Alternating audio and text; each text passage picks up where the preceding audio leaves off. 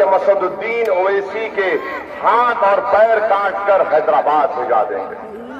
अब आप बताइए कि हम पिछले 5 साल से आ रहे हैं, हमने कभी भी नफरत की गुफ्तगू नहीं की।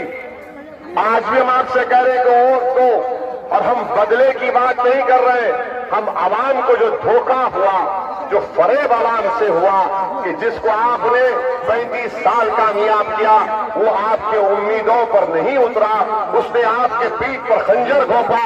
इसलिए हम आपसे कह रहे हैं कि जमहूरियत में सीमांचल के इंसाफ के लिए आपको अपनी पार्टी के उम्मीदवार को कामयाब करना है। मैमूर की जनता को ये बात बताना बेहद जरूरी समझता हूं कि मुझे जो सियासत का मुख्तसर सा तजुर्बा है, मैंने बिहार के बहुत से मकामात का दौरा करने का मौका मिला, भारत के कोने कोने में जाने का मौका मिला, और जहां कहीं भी मैं गया वहां पर मुस्लिम अकलियत की, दलितों की और कमजोर तबकात की बदहाली को देखा, उनके बच्चों के आंखों में आंसू देखा, उनकी माओ के चेहरों पर परेशानियों को देखा, और हमारे बुजुर्गों की तकालीफ को महसूस किया। इसकी वजह यही है, इसकी वजह की है कि आपके पास आपकी कोई सियासी आवाज नहीं, आपके पास आपका कोई सियासी ऐसा रहबर नहीं है जो आपके वोट से जीतकर आपकी तकलीफ को समझे। याद रखो, जब बिहार की विधानसभा में अगर 14% यादव के 55 से ज्यादा एमएलए जीतकर वो इख्तिदार को हासिल कर सकते हैं, तो बिहार प्रदेश में अगर मुसलमान अकलियत 17% है और आपके सिर्फ 23 एमएलए जीतती है, तो बताओ शिकायत किससे करेंगे? आज घर को आग लगी, घर के चिराग से, ये हकीकत है। इसलिए हम आपसे कह रहे हैं कि मुत्तहिदा तौर पर अपने के वोट का इस्तेमाल करिए, मजलिस इत्तेहादुल मुस्लिमीन के उम्मीदवारों को कामयाब करिए। मैं राहुल गांधी से कहना चाहूंगा कि आपकी मौजूदगी में आपके एक विधायक ने के कह दिया कि ओवैसी के हाथ और पैर काटकर हैदराबाद भेजा देंगे। राहुल गांधी, याद रखो, तुम 50 साल के हो गए हो, मगर तुम्हारे जिस्म पर कभी पुलिस की लाठियां नहीं खाई, तुम्हारे जिस्म पर सर पर लाठियां नहीं पड़ी कि 18 टाके सर पर लगना पड़ा। तुमने कभी जिंदगी में जेल में एक दिन नहीं गुजारा। मैं 4 मरतबा जेल को गया हूं, 50 दिन मैंने जेल में गुजारा है। मैंने देखा है कि गरीब मुसलमान की तकलीफ क्या होती है।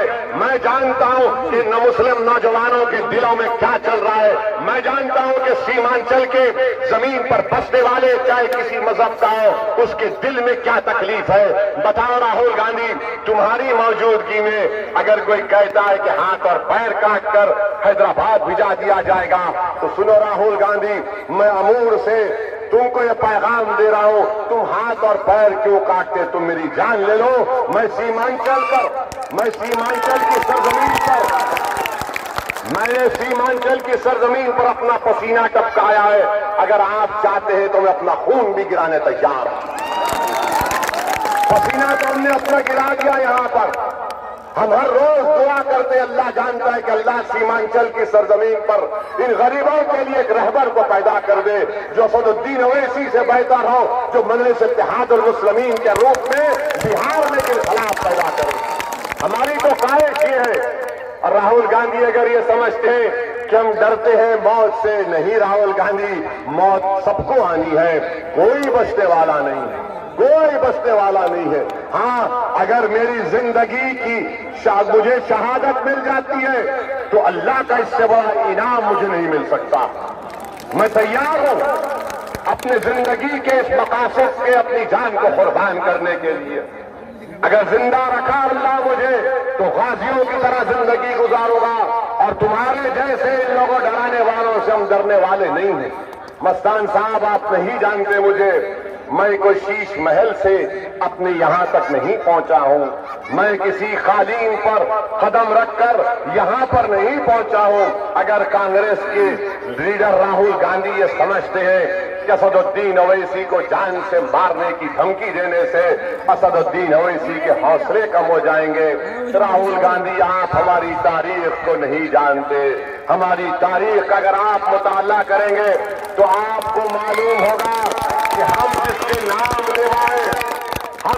नाम लेवाए उनके जिस्म मुबारक पर ऊंट की उजड़ी डाली गई थी, हम जिसके नाम लेवाए उनको ताइफ से मक्के के सफर में उन पर पत्थरें बरसाई गई थी, उनको अपने जिस्म से खून निकलना शुरू हो गया था। हम जिसके नाम लेवाए राहुल गांधी, उनको हद के मैदान में अपने दंदाने मुबारक को शहीद कराना पड़ा। राहुल गांधी हम जिसके नाम लेवाए, सुनो, उन्होंने अपने नवासों को एक यजीद के सामने अपने नवासों की कुर्बानी को पेश कर दिया और हक को सरबुलंद कर दिया। राहुल गांधी तुम नहीं जानते, मैं जिसका नाम लेवा हूं, जिस पर मैं अपनी सब चीज कुर्बान करने को तैयार हूं, सिर्फ उस नाम पर। सुनो राहुल गांधी, हम उनके नाम लेवाए कि जब वो किसी गली से गुजरते थे तो एक नादान औरत कचरा फेंकती थी। मैं उनका नाम लेवा हूं जिन्होंने हमको ये सबक सिखाया कि अगर तुम्हारी राह में कोई कचरा फेंके, कोई कांटे बरसाए, खुदा की कसम हम अपना रास्ता नहीं बदलेंगे, नहीं बदलेंगे। हमारा रास्ता एक ही होगा राहुल गांधी। तुम क्या कर सकते हो कर लो, तुम में जितनी ताकत है कर लो। तुम्हारे ये लोग अगर मेरा हाथ काटेंगे, अगर मेरे पैर काट देंगे, मुझे कोई इसकी परवाह नहीं है। अगर हाथ कटेंगे तो अब्बास अलमबरदार की सुन्नत पूरी होगी, अगर बाजू कटेगा तो मुसैब बिन उमैर की सुन्नत पूरी होगी। अगर पैर काटे जाएंगे तो क्या होगा, पैर कटेंगे, हाथ कटेगा, मगर जबान और आवाज रहेगी। अपनी जबान और आवाज से इन गरीबों के हक का मुतालबा करूंगा। इस तरह की हुंडागर्दी की बात कि हाथ काट देंगे, पैर काट देंगे, मस्तान साहब, जब आपको ये नजर आ रहा है कि अब मेरा सियासी सफर खत्म हो रहा है और अख्तरुल ईमान यहां से कामयाब हो रहा है, तो बौखलाहट का शिकार होकर, बौखलाहट का शिकार होकर मेरा मस्तान कह रहा है। मैं तो यही कहूंगा कि और बोलो मस्तान, जितना बोलना है बोल लो, क्योंकि जब चिराग बुझता है तो बहुत भड़कता है, बहुत भड़कता है चिराग। और ये वो मस्तान साहब है, जब लॉकडाउन हुआ, लॉकडाउन में लोग बच्चे परेशान थे, क्वारंटाइन में रख दिया गया तो कोई नहीं आया। बच्चे पंजाब हरियाणा से किशनगंज के क्वारंटाइन में थे, कौन गया? अख्तरुल ईमान गया उन बच्चों से मुलाकात करने के लिए। वो क्या अख्तरुल ईमान का भाई था, कोई रिश्ता था? क्या अख्तरुल ईमान ने देखा कि कौन सुरजापुरी है, कौन कुलैया है, कौन पश्चिमा है, कौन शेरशाहबादी है? अख्तरुल ईमान ने कहा कि मुझे देखकर मुझे कमजोर नजर आ रहा है, उसको तकलीफ हो रही है, दौड़ते अख्तरुल ईमान गए वहां पर। ये मज़ारे हम करेंगे, ये काम हम करेंगे इंशाअल्लाह ताला। मेरे अजीज दोस्तों और बुजुर्गों, दूसरी तरफ जेडीयू के उम्मीदवार हैं। हम कल कोचा दामन में तकरीर कर रहे थे तो दोनों को क्या कहते, गोल्टू, हाँ गोल्टो, गल्ठो हो चुका है, यहां पर भी गल्ठो हुआ है। इन दोनों को नजर आ गया कि एक एक मर्द से मुकाबला नहीं करते तो दोनों मिलकर एक मर्द से मुकाबला कर रहे हैं, गोल्ठो कर रहे हैं। क्या बात है। चलो हमारी दुश्मनी में एक तो हो गई, ये हमारी सबसे बड़ी कामयाबी है। और वो जेडीयू के उम्मीदवार, हम उनसे पूछना चाहते हैं, भैया ये तो बताओ एनआरसी एनपीआर पर आपकी क्या राय है? क्या आप तमाम ने CAA एनपीआर एनआरसी पर एहतजाज किया? सबने किया। और क्यों किया? इसलिए किया कि आप जानते हैं कि बीजेपी आरएसएस जिससे जेडीयू वाबस्ता है, आज नीतीश कुमार नरेंद्र मोदी के गोद में बैठकर दूध पी रहे हैं और वो जेडीयू का उम्मीदवार दूध के खतरे चाट रहा है। उनका मकसद क्या है?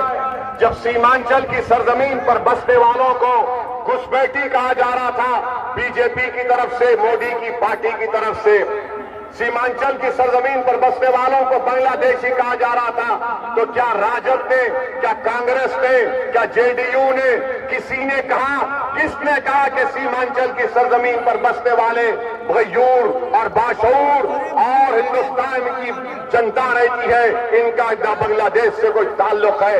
किसने जवाब दिया? अख्तरुल ईमान ने उनका जवाब दिया। इन्होंने कुछ कहा? ये जेडीयू के प्रत्याशी, अगर आप जेडीयू को वोट देंगे तो याद रखिए वो CAA-NPR का कानून जो नरेंद्र मोदी की हुकूमत ने दिल्ली की पार्लियामेंट में लेकर आया, आपने देखा, दुनिया ने देखा और अल्लाह गवाह है कि हमने पार्लियामेंट में